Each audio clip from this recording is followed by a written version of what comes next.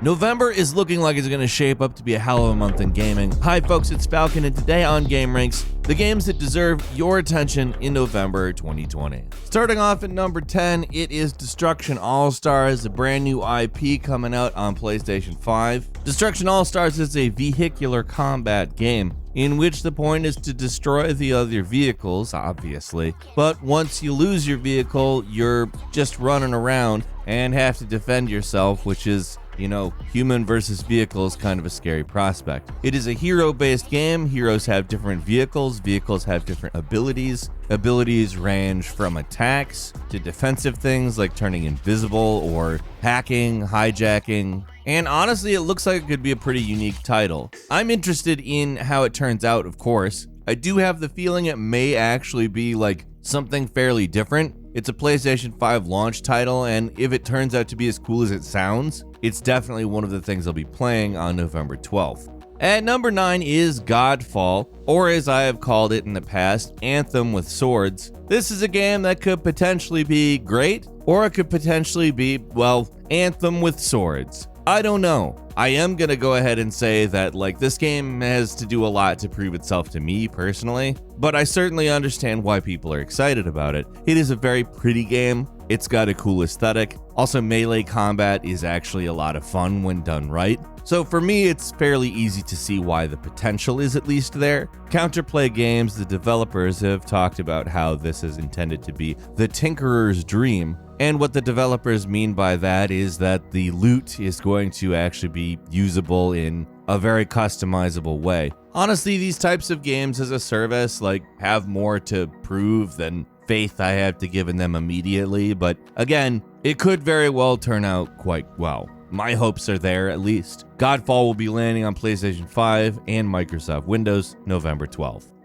At number 8 is Sackboy, A Big Adventure, which is a part of the Little Big Planet series. There's a couple of changes here. We don't see the same kind of construction stuff that we did. It's also not 2.5D, it's fully 3D, and seems in some ways to me at least to be a little bit more of a traditional 3D platformer. However, it is also a couch co-op 3D platformer, which I really like the idea of. There is not enough of that. From what we've seen of the game, it looks very course-oriented, which I think is probably a very good thing. I prefer a course-oriented platformer to an incompetent collectathon. Obviously, it's possible for a collectathon to be great, but it's also seemingly easier for them to screw it up. This looks more like along the lines of the more open areas in a Super Mario 3D Land or 3D World, and I am extremely ready for it. It looks great. Sackboy: A Big Adventure is coming to PlayStation 4 and PlayStation 5 November 12th.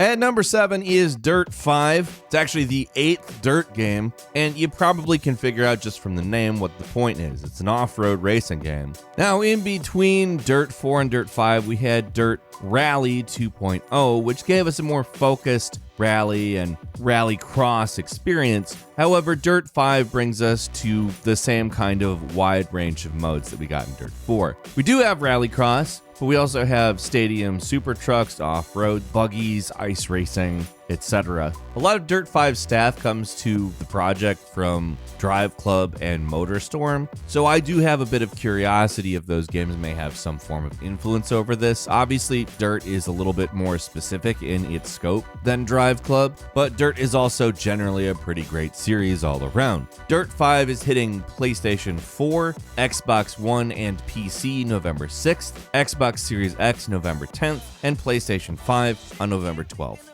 At number 6 is Demon's Souls, a remake of a game that has really needed a remake for a long time now. This game is both old and new, in my opinion. The stuff that we've seen that they have remade is just absolutely over the top amazing looking. And being the game isn't early 2000s, but rather late. It came out in 2009, so it's not like it's a 20-year-old game that we're aching for in nostalgia. However, it is an 11-year-old game we are aching for in nostalgia. It's one of those games that's kind of mythical in its reach. Demon's Souls, it kind of is the first in the Souls series, even though Dark Souls is kind of the official, full ownership version. Demon's Souls is an amazing game, and it's got a lot of stuff that's very different about it, even from Dark Souls. and I'm really excited to see that stuff in incredible, totally redone graphics. Demon's Souls is landing on PlayStation 5 on November 12th.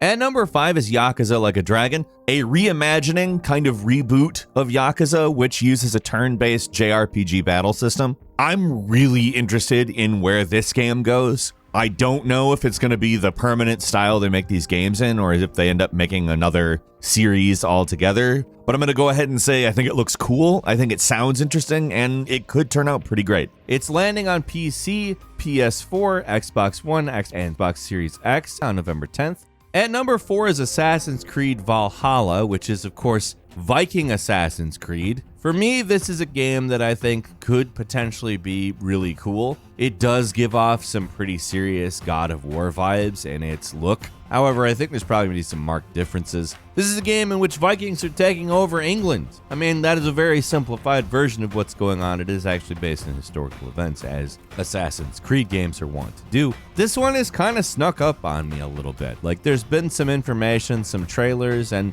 I don't know exactly what to expect. And I think that that's actually really refreshing, especially with Assassin's Creed, a series that's been going for so long. Especially knowing that Origins and Odyssey have been as good as they've been, knowing that they've spent several years working on Assassin's Creed Valhalla, I have pretty good expectations for this one.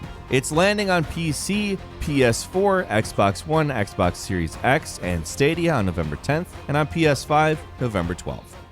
At number 3 is Marvel's Spider-Man Miles Morales, which is a continuation of the Spider-Man DLC, which features Miles Morales as a standalone game that's maybe not entirely as long as the original Spider-Man game. However, if you purchase it on the PS4, you'll get a free upgrade to the PS5 version, and if you purchase the Ultimate Edition on PS5, you'll also get a remastered Spider-Man original and DLC version. Now, for me, I think that is a very worth it prospect. I like the idea of that very significantly. I like the idea of playing Spider-Man again with better graphics, although we can talk about the facial models in some other video, I assume. It's kind of weird to get used to one and then suddenly it's gonna be a different one. I don't know. I don't really care that much though. This one looks like it's gonna actually have to deal with some different stuff because Miles's mom is running for office, and that's something you have to apparently balance supporting with fighting crime as a Spider-Man. And I think that that story is gonna be fun, and plus there's obviously more web-slinging gameplay when Marvel's Spider-Man Miles Morales hits PS5 and PlayStation 4 as well on November 12th. At number 2 is Call of Duty Black Ops Cold War, which I am pretty excited for. I mean, in some ways, it is a very controversial retelling of certain events, and maybe perhaps there might be plenty to discuss there. However, the era, the types of missions, and the stuff that I think we're going to be seeing, I think is a pretty good idea for a game. It's set during the early 1980s, and while I probably won't be taking the inspired by actual events stuff terribly seriously, I rarely do, and I'm not so certain that it's really worth it to get angry about. I have seen people angry about it, and in some respects I even kind of agree with a lot of the people who are angry about historical accuracy. However, give me that Black Ops. These are good games. I'm also looking forward to Black Ops Cold War Zombies, which of course we'll be seeing plenty of as well. Call of Duty Black Ops Cold War is landing on PC, PS5, Xbox Series X, PlayStation 4, and Xbox One on November 13th.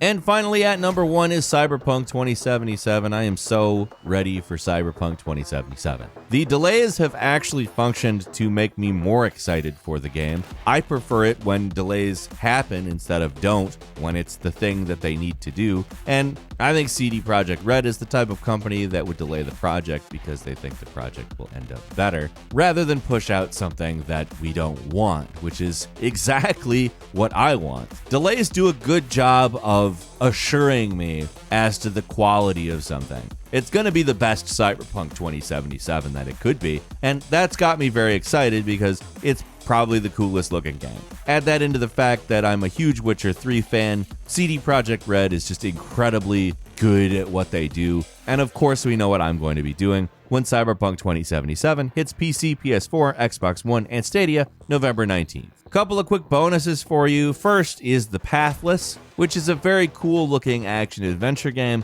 where you play as an archer who is fighting to return light to the world and defeat various spirits That's coming to PC, PS5, and PS4 on November 12th. And we're also seeing a remaster of Need for Speed Hot Pursuit, which is, let's just be frank, one of the better Need for Speed titles. I love Hot Pursuit. It's such a great idea for a game, and I'm very much there for a remaster. It's been 10 years, and Hot Pursuit is just still fun as hell. That's landing on PC, PS4, and Xbox One November 6th. What are you playing in November? Leave us a comment. Let us know what you think. If you like this video, click like. If you're not subscribed, now's a great time to do so. We upload brand new videos every day of the week, and the best way to see them first is, of course, a subscription. So click subscribe. Don't forget to enable all notifications, and as always, we thank you very much for watching this video. I'm Falcon. You can follow me on Twitter at Falcon the Hero, and we'll see you next time right here on gameranx.